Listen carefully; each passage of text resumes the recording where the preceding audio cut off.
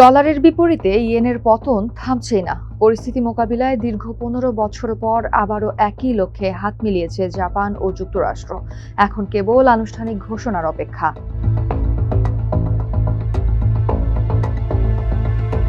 জাপানের অর্থমন্ত্রী সাতসুকি কাটায়ামা 3 আগস্ট ঘোষণা দিতে পারেন ইয়েনের দরপতন ঠেকাতে টোকিও ও ওয়াশিংটন যৌথভাবে হস্তক্ষেপ করেছে বৈদেশিক মুদ্রা বাজারে। নাম প্রকাশ করার না শর্তে জাপান সরকারের 2 কর্মকর্তা রয়টার্সকে এই তথ্য জানিয়েছেন। তাদের একজন জানান, এই যৌথ অভিযান এখনো চলমান।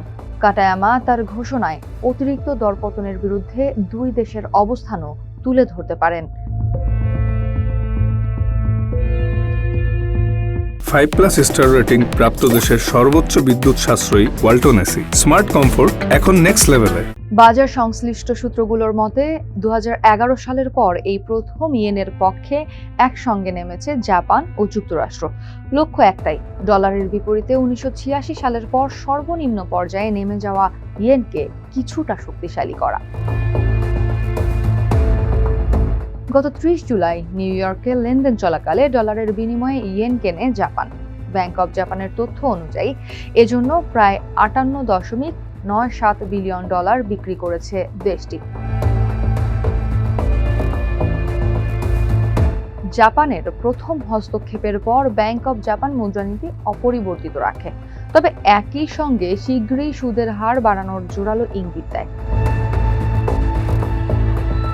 অন্যদিকে যুক্তরাষ্ট্রের ফেডারেল রিজার্ভ তুলনামূলক কড়াকড়ি মুদ্রানীতির দিকে যাওয়ায় 2 দেশের সুদের হারের ব্যবধান বেড়েছে। বিশ্লেষকদের মতে এই ব্যবধানই ডলারের বিপরীতে ইয়েনের দুর্বল হওয়ার অন্যতম প্রধান কারণ।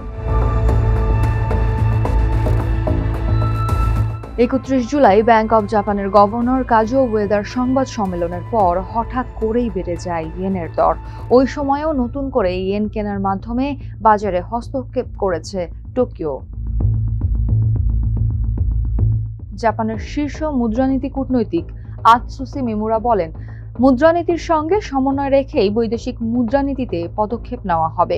তার এই বক্তব্যকে সরকার ও কেন্দ্রীয় ব্যাংকের সমন্বিত অবস্থানের ইঙ্গিত হিসেবে দেখছেন বিশ্লেষকরা।